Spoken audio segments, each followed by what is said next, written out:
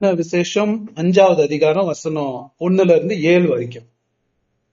அன்றியும் உள்ளும் புறமும் எழுதப்பட்டு 7 முத்திரைகளால் முத்திரிக்கப்பட்டிருந்த ஒரு புஸ்தகத்தை சிங்காசனத்தின் மேல் வீற்றிருக்கிறவருடைய வலது கரத்திலே கண்டேன். புஸ்தகத்தை திறக்கவும் அதன் முத்திரைகளை உடைக்கவும் பாத்திரவான் யார் என்று மிகுந்த சத்தமிட்டு கூறுகிற பலமுள்ள ஒரு தூதனை கண்டேன். வானத்திலாவது பூமியிலாவது பூமியின் கீழாவது ஒருவனும் அந்த புஸ்தகத்தை திறக்கவும் அதை பார்க்கவும் கூடாதிருந்தது. ஒருவனும் அந்த புஸ்தகத்தை திறந்து வாசிக்கவும் அதை பார்க்கவும் பாத்திரனாக காணப்படாததினால் நான் மிகவும் அழுதேன். அப்பொழுது மூப்பர்களில் ஒருவன் என்னை நோக்கி, நீ அழ வேண்டாம். இதோ யூதா கோத்திரத்து சிங்கமும் தாவீதின் வேறுமானவர் புஸ்தகத்தை திறக்கவும் அதில் 7 முத்திரைகளையும் உடைக்கவும் ஜெயம் கொண்டிருக்கிறார் என்றான். அப்பொழுது இதோ அடிக்கப்பட்ட வண்ணமாயிருக்கிற ஒரு ஆட்டுக்குட்டி சிங்காசனத்திற்கும் 4 ஜீவன்களுக்கும் மூப்பர்களுக்கும் மத்தியிலே நிற்க கண்டேன். அது 7 கொம்புகளையும் 7 கண்களையும் உடையதா இருந்தது. அந்த கண்கள் பூமியெங்கும் அனுப்பப்படுகிற தேவனுடைய 7 ஆவிகளே ஆம். அந்த ஆட்டுக்குட்டியானவர் வந்து சிங்காசனத்தின் மேல் உட்கார்ந்தவருடைய வலது கரத்தில் இருந்த புஸ்தகத்தை வாங்கினார். இந்த 4வது அதிகாரத்துல பரலோக மகிமையை குறித்து நம்ம பார்த்தோம். இது பரலோகத்துல தேவன் எல்லா அகிலத்தையும் தான் எப்படி அவருடைய சிங்காசனத்துல உட்கார்ந்து ஆண்டு வருகிறார் அப்படின்றத நம்ம விவரமாக பார்த்தோம். ஆனா ஒரு நம்மளை எடுத்துக்கிட்டோம்னா, நம்மள மாதிரி பாவிகளை எடுத்து பார்த்தோம்னா, அது பரலோகத்தை ரொம்ப தூரமா காட்டுற மாதிரி நமக்கு இருக்கு. நமக்கும் அந்த பரலோகத்துக்கும் ரொம்ப ஒரு கேப், இடைவேளை இருக்கிற மாதிரி நமக்கு ஒரு காட்சி வருது. ஏன்னா அவ்வளோ அழகா பரலோகம் இருந்தாலும் அந்த பரலோகத்துக்கு நம்ம போகிற மாதிரியா இருக்கிறோம். என்ன மாதிரி குளோரியஸ், என்ன மாதிரி பரிசுத்தத்திலையும் மகிமையிலையும் அந்த பரலோகம் இருக்கும்போது அந்த தேவன் எல்லையற்ற தேவனாக, பரிசுத்த தேவனாக, ஒரு தன்னியல்புள்ள தேவனாக அவர் சிங்காசனத்துல இருக்கிறாரு. அவருக்கும் நமக்கும் என்ன சொல்லுவாங்க, நம்ம ஊர்ல சொல்ற மாதிரி ஏணி வச்சாலும் எட்டாதுன்ற மாதிரி. ஏணி இல்ல, இது கடல் தான்னாலும் முடியாது. அதான் அதனாலதான் அவருக்கும் நமக்கும் மத்தியில் ஒரு கண்ணாடி கடல் இருக்கிறது நான் கண்டேன் யோவான் சொல்றாரு. அது ஒரு கடக்க முடியாத ஒரு கடல். அவரு இப்படி பார்க்கும்போது அந்த தேவனை நம்ம சும்மா நினைச்சுதான் பார்க்க முடியுமா? இந்த பரலோகத்தை நம்ம அனுபவிக்க முடியாதா அப்படின்ற ஒரு கேள்வி நமக்கு ஏற்படும். இதுதான் பரலோகமா அப்படின்ற மாதிரி. நம்ம உதாரணத்துக்கு எங்கன்னா ஏதாவது கடையில போனோம், ஏதாவது மாலுக்கெல்லாம் போனோம்னா அங்கெல்லாம் அவரும் பார்த்துட்டு தான் வர முடியும், வாங்க முடியாது. அவ்வளோ அழகா கிளாஸ் எல்லாம் இருக்கும், அதெல்லாம் இருக்கும், விதவிதமா வச்சிருப்பாங்க. நான் விண்டோ ஷாப்பிங்னு வாங்க, அந்த மாதிரி பார்த்துட்டு தான். பரலோகம் ஒரு விண்டோ ஷாப்பிங் மாதிரியா நமக்கு எழுதி போட்டிருக்கு, சும்மா பார்த்துட்டு வரலாம் அப்படின்னு. நானும் ஃபர்ஸ்ட் பாலாவும் ஒரு டே மால்ல போயிட்டு இருந்தோம். அவங்க ஒய்ஃபுக்கு ஒரு ஷால் வாங்கணும்னு பார்த்துட்டு இருந்தார். ஷால் வாங்கணும்னு பார்க்கும்போது அந்த ஷாலை எடுத்து போய் பார்த்துட்டு, மெலிசா இருந்துச்சு, ரொம்ப ஃபைனஸ்ட் உள்ளு சார் இது அப்படின்னு சொல்லி அவர் எடுத்து போத்திக்கிட்டார். எடுத்து போத்திட்டு, நல்லா இருக்குல்ல முரளி கலர், நல்லா இருக்குங்க பாஸ்டர், நல்லா இருக்கு, எவ்வளோன்னு கேட்டா அவன் 30,000 ரூபாய். ஒரு சின்ன ஷால் 30,000 ரூபாய். அவருக்கு அப்படியே ஷாக், 30,000 rupees. அவர்னால தாங்கவே முடியல. 30,000 ரூபாய். ஆமா சார், இது ஃபைனஸ்ட் உள்ளு, ஒரு 4 கர்ச்சீப் தைச்சா அவ்வளவுதான் சைஸ், சும்மா இப்படி போத்திக்கிறது, அதுல 30,000. அந்த மாதிரி நம்மளால எட்ட முடியாத ஒரு விதத்துல 30,000 ரூபாய் கொடுத்து வாங்கிடலாம். இதெல்லாம் எட்ட முடியாத அளவுக்கு பரலோகம் நமக்கு இருக்கிறதா? ஏன்னா இதுதான் பரலோகமா இருந்துச்சுன்னா, 4வது அதிகாரம் மட்டும் பரலோகமா இருந்துச்சுன்னா நமக்கு ஐயோ. ஏன்னா அந்த பரலோகத்துக்கு ஒருபோதும் நம்ம போக முடியாது. அந்த பரலோகம் தன்னுடைய ஆட்சியை ஃபுல்லா நிலைநிறுத்த போகிறது. அதை நிலைநிறுத்துற ஒரு காலம் வரும்போது நம்ம எல்லாம் நரகத்துக்கு தான் போக முடியும். அந்த பரிசுத்த தேவன் ஒவ்வொரு பாவத்தையும் விடமாட்டார். அவர் தண்டிப்பார். அவர் பரிசுத்தத்தை அவர் படுத்துவார். அப்படின்னும் போது நமக்கு ஐயோன்னும் போது நமக்கு என்ன அந்த பரலோகத்துல பாக்குறதுக்கு நம்மள மாதிரி பாவிகளுக்கு என்ன இருக்கணும்னா, இந்த நமக்கும் அந்த தேவனுக்கும் இருக்கக்கூடிய அந்த கேப் ஃபில் பண்ணக்கூடிய மத்தியஸ்தர் எங்கே? அதான் இருக்கணும். அவரு எங்க இது வரைக்கும் வரல, ஒரு அதிகாரம் முடிஞ்சிருச்சு. என்னுடைய ரட்சகர் எங்க? பரலோகத்துல. அதை யோசிச்சு பாருங்க, என்னுடைய ரட்சகர் என்ன? உதாரணத்துக்கு அவ்வளவுதான் பரலோகம் 4வது அதிகாரத்தோடு முடிஞ்சுதான் என்னங்க ஆயிருக்கும்? யோசிச்சு பாருங்களேன், என்ன ஆயிருக்கும்? இயேசு அப்போ எங்க? என்னுடைய பிதாவின் வீட்டுல அநேக வாசஸ்தலம் இருக்குதுன்னு சொன்னாரு. அவரு எங்க? என்னை விசுவாசித்து மனம் திரும்புறவன் ஒருபோதும் கெட்டு போட்டான், பரலோகத்துக்கு வருவான், நான் இருக்கிற இடத்துல சிங்காசனத்துல. இயேசு எங்க? என் ரட்சகர் எங்கன்னு ஏங்கி ஏங்கி அந்த பரலோகம் ஒவ்வொரு சீன்லயும் அவரை தேடுகிற ஒரு நிலைமையில இருக்கும்போது, ஆனா நான் ஒரு அதிகாரம் முடிஞ்சிருச்சு, இன்னும் வரல. இப்போ வர அதிகாரம் தான் இதோட முடிஞ்சிருச்சுன்னா அதை நான் யோசிச்சு பார்த்தேன், ரொம்ப எவ்வளவு பெரிய பயங்கரமா இருந்திருக்கும். ஆனா இந்த 5வது அதிகாரம் ஒரு கிராண்டா அந்த கதாநாயகனை ஒரு வெளிப்படுத்துற மாதிரி. எத்தனையோ ஹீரோஸை இன்ட்ரோடக்ஷன் பண்றதுக்கு ரொம்ப யோசிப்பாங்க. ஒரு ஹீரோவை இன்ட்ரோடக்ஷன் பண்ணணும்னா நம்ம எவ்வளவு காட்சிங்க பார்த்திருக்கிறோம். அப்படியே எல்லாரும் பயங்கர ஆபத்து சாவர நேரத்துல டான் ஹீரோ வருவார். அப்படியே ட்ரெயினுக்கு போய் இடிகிற நேரத்துல அப்படியே பயங்கரமா ஹீரோ வரும்.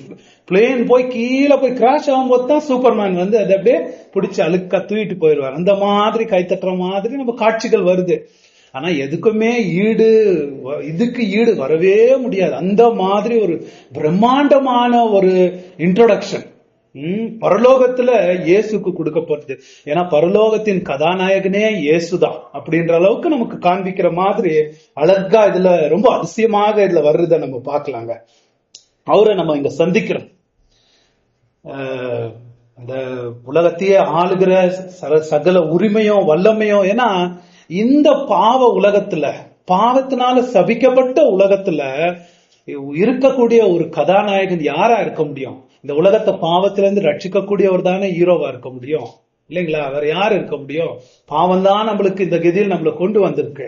அந்த கதாநாயகனை இங்க இன்ட்ரோடியூஸ் பண்றத பாக்குறோம். அவர் இங்க மீட் பண்ண போறோம். எல்லா ஹீரோஸ்கெல்லாம் ஹீரோ, எல்லா கதாநாயகர்களும் கதாநாயகன். அத ஒரு அடையாள மொழியில ஒரு ஒரு பிரம்மாண்டமான டிராமா நடக்கிற மாதிரி நமக்கு காமிக்கப்படுது. ஒரு டிராமா. அந்த 1வது வசனத்துல இருந்து நம்ம வாசிக்க பார்ப்போம். பரலோகத்தை விவரிச்சுட்டு யோவான் எல்லாத்தையும் பார்த்துட்டு திருப்பி அந்த சிங்காசனத்துக்கிட்டே வரார். எல்லாத்தையும் பார்த்துட்டு சிங்காசனத்துக்கிட்டே வரார். ஏன்னா கண்கள் தேடும் இல்லையா? என்ன தேடும்? என் ரட்சகர் எங்க? என் ரட்சகர் எங்க? அவர் ஃபர்ஸ்ட் கிளிம்ஸ்ல அவர் பார்த்த காட்சிகளை எழுதிட்டாரு. அடுத்ததாக திருப்பி அந்த சிங்காசனத்துக்கு வராரு. பாக்குறாரு, அங்க நடக்கிற சீன்ஸ் எல்லாம் ஒன்னொன்னா பாக்குறாரு. பார்க்கும்போது அந்த சிங்காசனத்துல உட்கார்ந்துகிட்டு இருந்த ஒருத்தர் அவர் அசைய ஆரம்பிக்கிறார். அவர் அசைய ஆரம்பிக்கிறார். அவருடைய மகிமையிலையும் அவருடைய ஒளியிலையும் இடி மின்னல் இடத்துலயும் அவர் அசைய ஆரம்பிச்சு அவர் என்ன பண்றாரு? அவருடைய ரைட் ஹேண்ட் அசைய ஆரம்பிச்சு அவர் ரைட் ஹேண்ட் வெளியே பாக்குறாரு. அந்த ரைட் ஹேண்ட்ல என்ன பாக்குறாரு? ஒரு புஸ்தகத்தை கண்டேன். புஸ்தகத்தைனா புஸ்தகம்ன்றது வர்றது இல்ல, சுருள்னு வருது. கரெக்ட் டிரான்ஸ்லேஷன் அப்படித்தான் இருந்திருக்கும், சுருள். அவருடைய ரைட் ஹேண்ட்ல ஒரு சுருளை கண்டேன். சுருள்னா நமக்கு என்ன தெரியுங்களா? சுருள்னா அந்த காலத்துல பேப்பர் புக் எல்லாம் இருக்காது.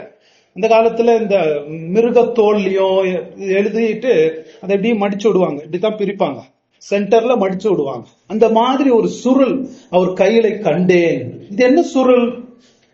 இதை நம்ம புரிஞ்சுக்கிறதுக்கு 2 விவரங்கள் அந்த சுருளை பத்தி அந்த வசனத்துல கொடுக்கப்பட்டிருக்கு. என்ன? அன்றையும் உள்ளும் புறமும் எழுதப்பட்டு 7 முத்திரைகளால் முத்திரிக்கப்பட்டிருந்த ஒரு புஸ்தகத்தை சிங்காசனத்தின் மேல் வீற்றிருக்கிறவருடைய வலது கரத்தை கண்டேன். உள்ளும் புறமும் எழுதப்பட்டிருக்கிறது. அது ஒரு விவரம். அந்த சுருளுக்கு உள்ளம் புறம்பும், உள்ளையும் வெளியவும் எழுதப்பட்டிருக்கிறது. 2வது அதுக்கு 7 முத்திரை அடிக்கப்பட்டிருக்கிறது. 7 முத்திரைன்னா அந்த சுருளை சுருட்டி என்ன பண்ணுவாங்க? முத்திரை, அந்த காலத்துல வேக்ஸ் இருக்கும். அந்த வேக்ஸ் என்ன பண்ணுவாங்கன்னா முத்திரையா அடிச்சு வைப்பாங்க. இந்த ரோமன்ஸ் எல்லாம் முத்திரை அடிச்சு வைப்பாங்க. இது இந்த 2 விவரங்களால அது என்ன மாதிரி சுருள் அப்படின்றத நம்ம புரிஞ்சுக்கிறதுக்கு நமக்கு உதவியா இருக்கு. ஏன்னா அந்த காலத்துல ரோமன்ஸ் அந்த டைம்ல இவங்க படிக்கிறவங்க இல்லையா, அந்த டைம்ல அவங்களுக்கு சுருள்னா என்னன்னு தெரியும். நமக்கு தான் சுருள்னா என்னன்னு தெரியாது, என்ன சுருள்னு நினைப்போம். அந்த காலத்துல ரோமன்ஸ் என்ன பண்ணுவாங்கன்னா சுருள்ல விசேஷமா முத்திரை அடிக்கிற சுருள்னா அது ஒரு அக்ரிமெண்ட், ஒரு கான்ட்ராக்ட் இல்லைங்களா? நம்ம இப்போ ஒரு நிலம் வாங்குறோம், இல்ல ஒரு வாடகைக்கு வீடு போறோம்னா நம்ம அக்ரிமெண்ட் பண்றது இல்ல, அந்த மாதிரி ஒரு அக்ரிமெண்ட்டுக்கு தான் அவங்க என்ன பண்ணுவாங்கன்னா அதெல்லாம் நல்லா எழுதிட்டு எல்லாம் சைன் பண்ணிட்டு அதை மத்தவங்க யாரும் பார்த்துக்க கூடாது என்பதற்காக முத்திரை அடிச்சு அதை வைப்பாங்க. அந்த மாதிரி ஒரு சுருளாக இதை நம்ம பார்க்கிறோம். ஆனா இன்னொரு விஷயம் இதுல என்ன பாத்தீங்கன்னா, இதை ஓபன் பண்ண முடியாதபடிக்கு, ஏன்னா மத்தவங்க பார்த்து இதுல இருக்கிற இன்ஃபர்மேஷனை பார்க்க முடியாது, பார்க்க கூடாது என்பதற்காக இது உள்ளம் புறம்பும் எழுதப்பட்டிருக்கிறது அப்படின்னு நம்ம பார்த்தோம்னா, என்னத்துக்கு அப்படி சொல்லப்படுதுன்னா, அந்த காலத்துல ரெண்டு காரணங்க இருக்கு அதுக்கு. ஒண்ணு ஒரு சுருளை யாரும் பார்க்க கூடாது என்பதற்காக அதை மூடி முத்திரை அடிச்சுட்டு அதுல இருக்கிற சுருக்கமான காரியம், ஒரு சம்மரி வெளியில எழுதி வைப்பாங்க. உள்ள பார்க்காமயே இது என்னத்தை பத்தி ஒரு டைட்டிலோ ஏதோ எழுதி வைப்பாங்க. இன்னொன்னு என்ன ஆகும்னா, இந்த மாதிரி லீகல் டாக்குமெண்ட்ஸ் அதை உள்ளேயா எழுதுவாங்க. லீகல் டாக்குமெண்ட்ஸ் ஒண்ணுதான் இருக்கணும், 2-3 எழுதக்கூடாது. அதனால ஒண்ணு எழுதிட்டு அங்க ரொம்ப டீடைலா எழுதும் போது, ரொம்ப விவரங்கள் அதுல எழுதும் போது பத்தலைன்னா வெளியே எழுதுவாங்க இல்லைங்களா. நம்ம எழுதும் போது பத்தலைன்னா மேல கீழே எல்லாம் எழுதிக்கணும் இல்லையா, பேஜ்ல ஒரே பேஜ் இருந்துச்சுன்னா அந்த மாதிரி எழுதி இருக்கிறத அவர் கண்டேன் அப்படின்றாரு. இது நீங்க பாத்தீங்கன்னா பழைய ஏற்பாடுலயும் இது இருக்கு, நீங்க வீட்டுல போய் படிச்சுக்கலாம். எரேமியா 23 ஒரு கதையில வரும். ஒரு நிலத்தை வாங்கும் போது எரேமியா ஆக்சுவலா தன்னுடைய சொந்தக்காரன் ஒருத்தர் நிலத்தை விற்கணும்னு பார்ப்பான். எரேமியா அதை வாங்கி அவங்க சைன் பண்ணி முத்திரை அடிச்சு வச்சிருக்கிறத பாக்குறோம். முத்திரை அடிச்சு வச்சிருக்கிறத பாக்குறோம். இது என்னன்னா, அந்த முத்திரையை ஓபன் பண்றது அப்படின்னா எல்லாரும் ஓபன் பண்ணக்கூடாது. ஓபன் பண்ணும்போது அந்த 7 முத்திரைங்க இருக்கும், அதை ஒன்னா தான் ஓபன் பண்ணணும். ஓபன் பண்ணா தான் ஃபுல்லா பார்க்க முடியும். அதை ஓபன் பண்றவங்க யார் மாத்திரம் தான் ஓபன் பண்ண முடியும்னா, அதுக்கு உரிமையான ஆளு, அந்த இத போட்டிருக்கிறத நிறைவேற்றக்கூடிய உரிமையான ஆள் தான் அதை ஓபன் பண்ண முடியும். எல்லாரும் ஓபன் பண்ண முடியும். இப்ப எங்க அப்பா எனக்கு ஒரு சுருளை எழுதி வச்சிருக்கிறாருன்னு வச்சுக்குவோம். நிலத்தெல்லாம் எழுதி உன் பேர்ல இதெல்லாம் நீ அதை பண்ணணும் இதை பண்ணணும் அப்படின்னு எனக்கு ஒரு அக்ரிமெண்ட் பில் எல்லாம் போட்டிருந்தா, அதை ஓபன் பண்ணனா என்ன அர்த்தம்? நான் மட்டும் தான் ஓபன் பண்ணணும். நான் ஓபன் பண்ற ஆளு ஏன் நான் ஓபன் பண்ண, நான் மாத்திரம் தான் அதுல போட்டிருக்கிறதெல்லாம் நிறைவேற்ற முடியும், வேற யாருமே நிறைவேற்ற முடியாது. அதனால ஓபன் பண்றேன்னா என்ன அர்த்தம்? அதுல போட்டிருக்கிறத நிறைவேற்றுகிறவர், உரிமை உள்ளவர், அவரு அது சுதந்திரவாளி அதுக்காக அப்படின்ற மாதிரி. மத்தவங்க ஓபன் பண்ணா அது ஒரு பெரிய கிரைம், தண்டிக்கக்கூடிய ஒரு குற்றம் ரோமர் கவர்மெண்ட்ல. மத்தவங்க ஓபன் பண்ண சீலன்னு போட்டோம்னா அதை ஓபன் பண்ணக்கூடாது. அதனால அப்படி வைக்கப்பட்டிருக்கு. சரி, இது என்னது, இந்த புத்தகம் என்னது அப்படின்னு நம்ம பார்த்தோம்னா, இது தேவனுடைய ஆணைகள். தேவனுடைய ஆணைன்னு பாக்குறோம் இல்லைங்களா. தேவன் இந்த உலகத்துல நடத்தக்கூடிய கிரியைகளுடைய, தேவனுடைய ஆணைகளுடைய ஒரு விவரங்கள் தான் அது. இன்னொரு விதத்துல சொல்ல போனோம்னா, இந்த பூமிக்கு ஒரு டைட்டில் டீடுன்னு, டைட்டில் டீடுன்னா ஒரு உரிமையின் பத்திரம், இது என்னுடையதுன்றத உரிமையின் பத்திரம் இல்லையா. அதுக்கு இந்த பூமிக்கு ஒரு உரிமையின் பத்திரம் தான் அந்த சுருள். அதுதான் அந்த சுருள். ஏன்னா இந்த உலகத்தை பாத்தீங்கன்னா, அண்ட சராசரமே பாவத்தில் விழுந்த பிறகு யாரோ லேண்ட யாரோ வளைச்சு போட்டுக்கிட்டாங்க அப்படின்னுவாங்க இல்லைங்களா. அந்த லேண்ட வளைச்சு போட்டுட்டாங்கன்னு, அந்த மாதிரி சாத்தா என்ன பண்ணிருக்கு, இந்த பூமியை தன் வசம் வளைச்சு போட்டுக்கிட்டான். தான் உரிமை கொண்டாடுற மாதிரி இந்த உலகத்துக்கு எஜமானன், அதிபதி, தேவன்ற மாதிரி இந்த உலகத்தை ஆள தொடங்கி இருக்கிறான் வீழ்ச்சிக்கு அப்புறம். இந்த சுருள் யார் என்ன சொல்லுதுன்னா, இதுக்கு உண்மையான எஜமானன் யார், இதுக்கு டைட்டில் டீடு யார் அப்படின்றத மாதிரி இந்த சுருள் நமக்கு சொல்லுது. ஒரு அடையாள மொழியில இது காண்பிக்கப்படுது. யூசுவலா டைட்டில் டீட்ல பாத்தீங்கன்னா என்ன இருக்கும்? டைட்டில் டீட்னா ஒரு ரெஜிஸ்ட்ரேஷன் பத்திரம்னு வச்சுக்குவோம். அதுல என்ன இருக்கும்? யாரு ஓனர், அவர் பேரு, அவர் அட்ரஸ், அவருடைய நிலம் எவ்வளவு பெருசு இல்லைங்களா, வெஸ்ட்ல என்ன இருக்கு, சவுத்ல என்ன இருக்கு, நார்த்ல என்ன இருக்கு, அதெல்லாம் போட்டு டைமென்ஷன்ஸ் எல்லாம் போட்டு சைஸ் எல்லாம் போட்டு இருக்கும். ஆனா இந்த சுருள்ல அப்படி இல்லை. ஏன்னா எல்லையற்ற தேவனை எப்படி விவரிக்கிறது, அவர் அட்ரஸ், அவருக்கு என்ன அட்ரஸ் இருக்கு, எப்படி அட்ரஸ் கொடுக்கறது, அதெல்லாம் போட முடியாது. அது மாத்திரம் இல்லாம அவருடைய உரிமை எதுன்னு சொல்ல முடியும். இவ்வளவுதான் தேவன், இதுக்கப்புறம் வெளியில எல்லாம் தேவன் இல்லைன்னு சொல்ல முடியுமா? எல்லாமே அவருடையது. அதனால அந்த டைமென்ஷன் எல்லாம் போடாம இதுல என்ன போட்டிருக்குன்னு விஷயம் பாத்தீங்கன்னா, இந்த தன்னுடைய பூமியை, தன்னுடைய அண்ட சராசரத்தை, வீழ்ச்சியடைந்த சாத்தான் ஆக்கிரமித்திருக்கிற அந்த பூமியை அவர் எப்படி மீட்டு தனக்கு சொந்தமாக ஆக்கி கொள்ள போகிறார் என்ற விவரங்கள் இதுல போட்டிருக்கு. அது எப்படி மீட்க போறார், how he is going to redeem his own earth and make it his own, தன்னுடைய சொந்தமாக திருப்பி எப்படி செஞ்சுக்க போறார், மீட்பின் ஒரு பத்திரம் இது, மீட்பின் ஒரு டாக்குமெண்ட். யாரெல்லாம் மீட்க போறாரு, அவங்க பேர் என்ன, அவங்க வாழ்க்கையை திட்டமிட்டு ஒவ்வொரு வெளியிலலாம் எழுதியிருக்கிறதுக்கு காரணம் என்ன தெரியுமா? நம்ம ஒவ்வொரு நாளும் ஒவ்வொரு நிமிஷமும் எப்படி நடத்தணும் அதெல்லாம் அதுலதான் போட்டிருக்கும். நம்மளுடைய தலைமுடி கூட எத்தனை இருக்குன்னு அதுலதான் போட்டிருக்கு. என்ன வச்சிருக்கன்றாரு இல்லையா, அதெல்லாம் அந்த டீடைல்ஸ் எல்லாம் அதுலதான். யாரெல்லாம் அவர் மீட்க போகிறார், இந்த பூமி தன்னுடைய சத்துருவங்களை எப்படி அழிக்க போகிறார், சாத்தானை எப்படி தண்டிக்க போகிறார், தண்டித்து இந்த பூமியை எப்படி தன்வசமாக மீட்டுக் கொள்ள போகிறார் என்ற விவரங்கள் அந்த சுருள்ல தான் இருக்கு. மீட்பின் சரித்திரம் இருக்கிற ஒரு சுருள் அப்படின்னு பாக்குறோம். அந்த விவரங்கள் தான் அந்த சுருள்ல நம்ம பார்க்க முடியும். தேவன் எப்படி ரட்சிக்கப்படாத மனிதர்களையும் வீழ்ச்சி அடைந்த அந்த தூதர்களையும் அவர் எப்படி தண்டிக்க போகிறார், தண்டித்து இந்த அண்டசராசத்தை தன் சொந்தம் எப்படி ஆக்கி கொள்ள போகிறார்ன்றது இதுல போட்டிருக்கு. வெறும் மீட்பின் காரியங்கன்னு பார்த்தோம்னா மீட்புல ரெண்டு விஷயம் இருக்கு. ஒண்ணு தன்னுடைய ஜனங்களை மீட்கிறது இருக்கு. தன்னுடைய ஜனங்களை மீட்கணும்னா அதுல இன்னொரு பாகம் என்னன்னா தன்னுடைய ஜனங்களுக்கு விரோதமாகவும் தன்னுடைய சத்துக்களை அழிக்கிறதும் இதுல விஷயம் இருக்கு. இதுல பயங்கரமான காரியங்கள், நிறைய காரியங்கள் இந்த சுருள்ல இருக்கு. உதாரணத்துக்கு எசேக்கியேல படிச்சோம்னா எசேக்கியேல் 2:9 நீங்க வீட்டுல போய் படிச்சுக்கலாம். அதுல இதே மாதிரி ஒரு சுருளை பத்தி சொல்லப்படுகிறது. அதுல என்ன இருக்குன்னு கூட போட்டிருக்கு. ஒருவேளை எடுங்க எசேக்கியேல் 2:9. அப்பொழுது இதோ என்னிடத்திற்கு நீட்டப்பட்ட ஒரு கையை கண்டேன். அந்த கையிலே ஒரு புஸ்தக சுருள் இருந்தது. அவர் அதை எனக்கு முன்பாக விரித்தார். அதில் உள்ளும் புறம்பும் எழுதப்பட்டிருந்தது. அதிலே புலம்பல்களும் தவிப்பும் ஐயோ என்பதும் எழுதியிருந்தது. அந்த சுருள்ல அவர் என்ன கண்டதாக அவர் சொல்றாரு பாருங்களேன். புலம்புதலும் தவிப்பும் ஐயோ என்பது அந்த சுருள்ல இருக்கிறதாக தான் அதை சொல்றார். அதைதான் நம்ம பாக்குறோம். அதுல பயங்கரமான காரியங்கள் இருக்கு. நல்ல காரியங்கள் மாத்திரம் இல்ல, பயங்கரமான காரியங்கள். ஏன் அப்படித்தான் தேவன் இந்த உலகத்தை மீட்க போறார். தன்னுடைய சொந்தமான உலகத்தை அவர் மீட்டு தனக்கு சொந்தமாக்கி கொள்ள போகிறார் அப்படின்றது ஒரு அடையாள மொழியில அதுல போட்டிருக்குங்க. அது ஒரு டிராமாவை நம்ம அங்க பாக்குறோம். இந்த பகுதியை 3 தலைப்புல நம்ம படிச்சுக்க பார்ப்போம். அதான் 3 தலைப்பு நான் போட்டிருக்கேன். முதலாவது ஒரு தேவ தூதனுடைய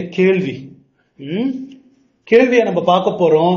யோவானுடைய அழுகை, ஆட்டுக்குட்டியானவர் பாத்திரமானவர் அப்படின்ற இந்த 3 தலைப்புல அந்த 7 வசனங்களை நம்ம புரிஞ்சுக்க பார்ப்போம். சரி, அந்த தேவ தூதனுடைய கேள்வி 2வது வசனத்துல வர்றத நம்ம பார்க்கலாம். புஸ்தகத்தை திறக்கவும் அதன் முத்திரைகளை உடைக்கவும் பாத்திரவான் யார் என்று மிகுந்த சத்தமிட்டு கூறுகிற பலமுள்ள ஒரு தூதனையும் கண்டேன். 2வது வசனம் 5வது அதிகாரம் 2வது வசனத்தை நீங்க பாத்தீங்கன்னா ஒரு பலமுள்ள தூதன், ஒரு பலமுள்ள தூதன் அவர் அறிவிக்கிறார். ஒரு ப்ரொக்ளமேஷன், டிக்ளரேஷன் அவர் அறிவிக்கிறார். அறிவிக்கும் போது அமைதியாக அறிவிப்பாங்க. சத்தம் அறிவிக்கிறதுன்ற வார்த்தையிலே என்ன இருக்கு? சத்தம் நிறைய இருக்கு. அதோ இதுல என்ன போட்டிருக்கும்? மிகுந்த சத்தத்தோடு அறிவிக்கிறார். அவரே எப்படிப்பட்ட தூதன்? ஒரு பலமுள்ள தூதன் மிகுந்த சத்தத்தோடு அறிவிக்கிறார். சத்தம்ன்ற மாதிரி மிகுந்த பெரிய சத்தத்தோடு அவர் அறிவிக்கிறார். ஏன் அவ்வளவு சத்தம் போடுறாரு அவரு? ஏன் சத்தம் போடுறாருன்னா இந்த அண்ட சராசரத்தில் இருக்கிற ஒவ்வொரு முனையிலையும் ஒவ்வொரு கோணத்திலையும் அவருடைய சத்தம் கேட்கணும். எந்த இடமும் மிஸ் ஆகக்கூடாது. அவர் அறிவிக்கிறார். ஒரு அறிவிப்பு போகுது, எல்லா மூளைக்கும் போகும்படிக்கு மிகுந்த சத்தத்தோடு போகிறபடி அவர் அறிவிக்கிறார். அவர் என்ன கேட்கிறாரு?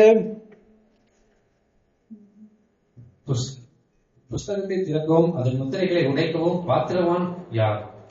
புஸ்தகத்தை திறக்கவும் அதன் முத்திரையை உடைக்கவும் பாத்திரவான் யார்? Who is worthy? தான் இயற்கையாவே இயல்பாக யார் worthy? worthyனா அது அவங்களுடைய கேரக்டர்லயே இருக்கணும். அவங்க கேரக்டர்லயே இருக்கணும். இன்னரண்ட்னுவாங்க இங்கிலீஷ்ல. தங்களுடைய கேரக்டர்லயே இருக்கணும். அந்த தகுதி உள்ளவங்க யாரு? இந்த புஸ்தகத்தை திறக்கவும் அந்த முத்திரையை உடைக்கவும். அப்படின்னா தொடர்ந்து உடைக்கிறாங்கன்னா என்ன அர்த்தம்? அதை நிறைவேற்றணும் இல்லைங்களா? அதான் நம்ம பாக்குறோம். அதை நிறைவேற்றுறதுக்கு பாத்திரவான் யார் அப்படிதான் அந்த கேள்வி வருது. பாத்திரவான் யார்? யாருக்கு அந்த தகுதி இருக்கிறது? யார் இதுக்கு உரிமையாளர்? வெறும் பாத்திரவான் மாத்திரம் இல்ல, அதை உடைக்க இங்கிலீஷ்ல who is able, who's worthy and who's able ன்னு வருது. அதாவது நீ பாத்திரவான் மாத்திரமா இருந்து பிரயோஜனம் இல்ல, அதுக்கு வல்லமையும் உனக்கு இருக்கணும், உன்னால முடியணும் அந்த காரியம். who's able அப்படின்னு வருது. யார் உடைக்க வல்லமை உள்ளவர்? யார் யார் சாத்தானுடைய வல்லமையை உடைக்க முடியும்? யார் பிசாசுகளுடைய பவரை சிதறடிக்க முடியும்? யோசிச்சு பாருங்களேன். எல்லா பாவிகளையும், பாவத்தையும், நரகத்தையும், மரணத்தையும் யாருனால அழிக்க முடியும்? பாவத்தினால இந்த உலகத்துல வந்த எல்லா விளைவுகளையும் சரிகட்ட யாருனால முடியும்? எத்தனை யோசிச்சு பாருங்க. இந்த உலகத்துல வந்தது பாவத்தின் விளைவுகளாக, இந்த உலகத்துல வந்தது வியாதி, மரணம், நரகம் எல்லாம் பாவத்தினாலதான் வந்துச்சு. அது எல்லாத்தையும் இந்த உலகத்துல பாவத்தின் விளைவாக வந்த சாபங்களை ரிவர்ஸ் பண்ணக்கூடிய வல்லமை யாருக்கு இருக்கு? அதை ரிவர்ஸ் பண்ணி இந்த உலகத்தை தேவனுடைய அழகான சிருஷ்டிப்பா திருப்பி மாத்தக்கூடிய, மீட்கக்கூடிய வல்லமை யாருக்கு இருக்கு? அததான் அங்க கேட்கப்படுது. சாதாரணப்பட்ட காரியம் இல்லை, அதுதான் அங்க கேட்கப்படுது. யாருக்கு அந்த பவரும் யாருக்கு அந்த வல்லமையும் இருக்கிறது? தேவனுடைய நித்திய தீர்மானங்களை, ஆணையை நிறைவேற்றக்கூடிய வல்லமை யாருக்கு இருக்கிறது அப்படின்னு நம்ம பார்க்கும்போது, அந்த சத்தம் மிகுந்த சத்தம், அது ஒரு டிராமா பாக்குறோம், மிகுந்த சத்தம் பூமியின் ஒவ்வொரு கோணத்திலையும் போய் அந்த எதிரொலின்னுவாங்க, இந்த எக்கோ அப்படியே கேட்டுக்கிட்டு வருது. கேட்டுக்கிட்டு வரும்போது ஒரு ஜீவனும் அசையல, ஒரு ஜீவனும் அசையல, ஒரு மனுஷனும் அசையல, ஒரு தேவதூதனும் அசையல, ஒரு பிசாசும் அசையல. எவ்ரிபடி. அதுல என்ன போட்டிருக்கு படிங்க அடுத்த வசனம். வானத்திலாவது பூமியிலாவது பூமியின் கீழாவது ஒருவனும் அந்த புஸ்தகத்தை திறக்கவும் அதை பார்க்கவும் கூடாதிருந்தது. ஒருவராலும் முடியல. அது பாருங்களேன், ஏன் அப்படி போறணும்? வானத்திலையும் பூமியிலையும், இன்னும் அதோட விட்டாங்களா, பூமியின் கீழையும் ஒருத்தருமே காணப்படல. யாருமே தகுதி இல்லை, யாருக்குமே அந்த அந்த பாரம்பரியமோ அந்த இதுல இருந்து வந்தவங்க யாருனாலையும் அதுக்கு உரிமையாளர் யாருமே முடியல, யாருனாலையும் இல்ல அப்படின்னு நமக்கு சொல்லப்படுது. அதுக்கு பவரும் இல்ல, அந்த தகுதியும் இல்ல. அந்த பரலோகத்துல நம்ம யோசிச்சு பார்க்கலாம், எத்தனை பேர் இருந்திருப்பாங்க. மீகாவேல் காலையில படிச்சோம், மைக்கேல் பிரதான தேவதூதர், அவரு அதை கேட்கிறாரு, பேசாம இருக்கிறார், ஒன்னும் பேசுறது இல்லை. கேப்ரியல் ஸ்ட்ராங் ஏஞ்சல் பேர், ஒருவேளை அவர் தான் அனௌன்ஸ் பண்ணலாம், இதை நமக்கு தெரியல, அவரு பேசாம இருக்கிறார். கோடி கோடி கோடி கணக்கான தேவ தூதர்கள் பரலோகத்துல இருக்கிறாங்க, எல்லாரும் பேசாம இருக்கிறாங்க, யாரும் மூச்ச விடல. இன்னும் பரிசுத்தவான்களை நினைச்சு பாருங்க, ஆபிராம், ஐசாக்கு, யாக்கோபு, மோசே, யோசேப்பு, யோசுவா இருக்கிறாரு, எலைஜா இருக்கிறாரு, எலிஷா, தாவீது, யோபு, எசேக்கியேல், எவ்வளவு பெரிய பரிசுத்தவான்கள். இன்னும் புதிய ஏற்பாடு அப்போஸ்தலர்கள், எத்தனை பேர் மிஷனரிஸ் எல்லாம் இருக்கிறாங்க, எத்தனை பேர் பரிசுத்தவான்கள் இருக்கிறாங்க. அவங்க யாரும் எல்லாம் அமைதியா இருக்கிறாங்க, யாருனாலையும் ஒன்றும் பண்ண முடியல, அசையவே இல்லை, எல்லாம் அண்ட சராசரமே. ஏன் இன்னொன்று பூமியின் கீழேன்னா நரகம்லாம் சேர்த்து இருக்கலாம். அதுக்கு நரகத்துல இருக்கிற எல்லாரும் அதை கேட்கிறாங்க. இந்த உலகத்துல எவ்வளவு பெரிய ராஜாங்க, எவ்வளவு பெரிய ஆண்டவங்க, பெரிய ராட்சசங்கள்லாம் இருந்திருக்கிறாங்கன்னு பாக்குறோம். நோவா கால்ல மைட்டி மென், உலகத்தையெல்லாம் பெருசா கலக்குனவங்க அவங்க எல்லாம் இருக்கிறாங்க. யாருமே இந்த கேள்விக்கு பதில் இல்லை. இந்த சேலஞ்சை யாருமே ஏத்துக்கிறதுக்கு முடியாத ஒரு நிலை, முடியாத நிலைமை. ஒருத்தருக்கும் தகுதி இல்லை. பூமியிலாவது வானத்திலாவது பூமியிலாவது முழு அகிலத்திலையும் ஒருத்தருக்குமே தகுதி இல்லை. சரீர பிரகாரமான உலகமும் சரி, ஆவிக்குரிய பிரகாரமான உலகமும் எல்லா இடத்துலயும் தேடி பார்த்தாச்சு, ஒருத்தருக்குமே இதுக்கு தகுதி இல்லை. ஒரு திசையில இருந்து இன்னொரு திசைக்கு, சொல்ல போனா நரகத்திலிருந்து பரலோகம் வரைக்கும் தேடி பார்த்தாச்சு, ஒருத்தரும் இல்லை. இந்த புஸ்தகத்தை திறந்து என்ன மாதிரி ஒரு சீனா இருந்திருக்கும் யோசிச்சு பாருங்க. நம்ம கற்பனை பண்ணணும் சில டைம்ல, ஒரு நேரம் யோசிச்சு பார்த்து அதை அனௌன்ஸ் பண்ணிட்டு என்ன மாதிரி ஒரு சைலன்ஸ் இருந்திருக்கும். மூச்சு பேச்சு கூட இல்லை யாருக்கும். சில டைம்ல கேள்விங்க கேட்டா யாருக்கும் தெரியலன்னா எப்படி இருக்கும் அந்த ரூம். இந்த மாதிரி இந்த கேள்விக்கு யார் பதில் கொடுக்க முடியும்? உனக்கு கூட மூச்சு பேச்சு எல்லாம் கல்லு மாதிரி நிக்கிறாங்க, ஒன்னும் செய்ய முடியாது. அப்புறம் என்ன நடக்குது 4வது வசனத்துல? ஒருவனும் இந்த புஸ்தகத்தை திறந்து வாசிக்கவும் அதை பார்க்கவும் பாத்திரமாக காணப்படாததினால் நான் மிகவும் அழுதேன், நான் மிகவும் அழுதேன், மிகவும் அழுதேன். யோவான் இதெல்லாம் கேட்கிற ஒரு விசிட்டரா அவங்க பார்த்துன்னு இருக்கிறார். பார்த்தனா இவ்வளவு காட்சி யோவானுக்கு ஒன்னும் அவர் ஃபீலிங்ஸ பத்தி அவர் சொன்னதே இல்லை இல்லைங்களா? ஏதாவது சொன்னாரா? ஒன்னும் சொல்லல. ஆனா இது எந்த அளவுக்கு கண்ட்ரோல் பண்ண முடியாத ஒரு வெடிச்சு வருகிற அழுகையா இருக்கும். மிகவும் அழுதேன். பரலோகத்துல அழுவ கூடாது, கண்ணீர் இல்லைன்னு தானே போட்டிருக்கு. அந்த பரலோகத்திலேயே போய் ஒரு அழுவுறாருன்னா இவருக்கு எவ்வளவு துக்கம் இருந்திருக்கும்னு யோசிச்சு பாருங்க. மிகவும் நான் அழுதேன், எவ்வளவு துக்கம். ஒரு விசிட்டரா போய் தன்னுடைய எதையுமே வெடிஞ்சு போகிற மாதிரி ஒருவருமே இந்த புஸ்தகத்தை திறந்து இதை நிறைவேற்றக்கூடியவர் இல்லையே. ஒரு சோகமான காட்சி, மிகுந்த சோகமான ஒரு காட்சியா பார்க்கிறோம். இது இந்த ஒரு காரணத்துக்காக எதுக்கோ அழுகுறோம். நம்ம சொல்ல போனா இந்த ஒரு காரணத்துக்காகத்தான். இது ஒரு காரணம் தான் மனுஷன் அழுகுறதுக்கே காரணம். ஒரு மனுஷன் அழகா சொல்லி இருக்கிறார், இங்கிலீஷ்ல சொல்லி இருக்கார், நான் தமிழ்ல எழுதி இருக்கிறேன், உங்களுக்கு சொல்றேன் பாருங்களேன். அது இந்த யோவானுடைய கண்ணீர் தான், it represents the tears of all God's people in all centuries. இந்த யோவானுடைய கண்ணீர் சரித்திரத்துல எல்லா நூற்றாண்டுகள்லயும் தேவ மனிதர்கள் விட்ட கண்ணீருக்கு ஒரு ரெப்ரசன்டா இருக்கு. அதை ரெப்ரசன்ட் பண்ணுது, ஒரு பிரதிநிதித்துவம் படுத்துற மாதிரி. ஆதாம் ஏவாள் ஏதேனை விட்டு ஏமாத்தப்பட்டு சாத்தானால துரத்தி விடப்படும் போது அவங்க விட்ட கண்ணீர் இதுல அடங்கியிருக்கு. அவங்க முதல் மகன் பாவத்துல விழுந்து அவன் செத்து அவங்க ஏபேல அவங்க அடக்கம் பண்ணும் போது அவங்க விட்ட என்ன வேதனைப்பட்டு கண்ணீர் விட்டுருப்பாங்க. தேவனுடைய ஏதேன்ல இருந்து வெளியே வந்துட்டு மரணத்தை ஃபர்ஸ்ட் டைம் கண்கூடா பாக்குறாங்க. ஏபேல் தன்னோட புல்ல செத்தத அப்ப என்ன மாதிரி அழுதுருப்பாங்க. அந்த கண்ணீர் இதுல இருக்கு. எல்லா நூற்றாண்டு அதுக்கப்புறம் இஸ்ரவேல் ஜனங்க தங்களுடைய அடிமைத்தனத்துல எவ்வளவு வேதனைப்பட்டு கண்ணீர் விட்டு பரலோகத்தை நோக்கி அவங்க கூப்பிட்டாங்க. அந்த கண்ணீர் இதுல இருக்கு. ஒவ்வொரு நூற்றாண்டிலையும் தன்னால் தெரிந்து கொள்ளப்பட்ட மக்கள் பரலோகத்தை நோக்கி அவங்க விடுற கண்ணீர் எவ்வளவு கண்ணீர் இருக்கும் யோசிச்சு பாருங்க.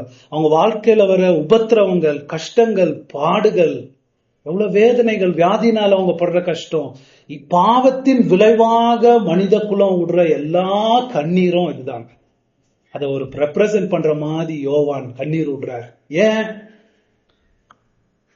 யோவான் கூட அந்த சபைகள் பட்ட துன்பங்கள்ல அவர் பார்த்தார். அவரே பத்மூத்தீவுல இருந்து எவ்வளவு கண்ணீர் விட்டுருப்பாரு அந்த சபைகளுக்காக. அந்த கண்ணீரும் இதுல அடங்கி இருக்கிறது. எல்லா மனிதர்களும் தங்களுடைய அருமையானவங்க, தங்களுக்கு ரொம்ப நேசிச்சவங்க, அவங்களுடைய சாவை பார்க்கும்போது, அவங்க சாவுக்கு முன்னாடி அந்த கல்லறைக்கு முன்னாடி அவங்களை அடக்கம் பண்ணிட்டு விடுற கண்ணீர்லாம் இருக்கு இல்லைங்களா? அந்த கண்ணீர் இதுதான். இந்த கண்ணீர்ல எல்லாம் அடங்கி இருக்கிறது. எல்லாருடைய கண்ணீர். மனித குலம் பாவ சாபத்தினால அனுபவிக்கிற விளைவுகள்னால வர எல்லா கண்ணீரும் இதுதான். ஏன் இவர் கண்ணீர் விட்டாரு?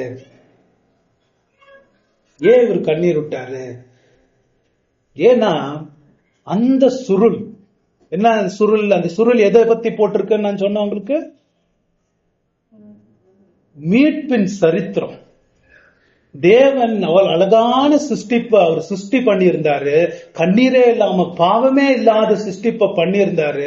அந்த சாத்தான் அதை போட்டு அழிச்சு இந்த அளவுக்கு கொண்டு வந்துட்டான். அந்த உலகத்தை மீட்கிற ஒரு சரித்திரம், மீட்கிற ஒரு திட்டம், அதை நிறைவேற்றுகிற ஒரு திட்டம் தான் அந்த சுருள்ல இருக்கு.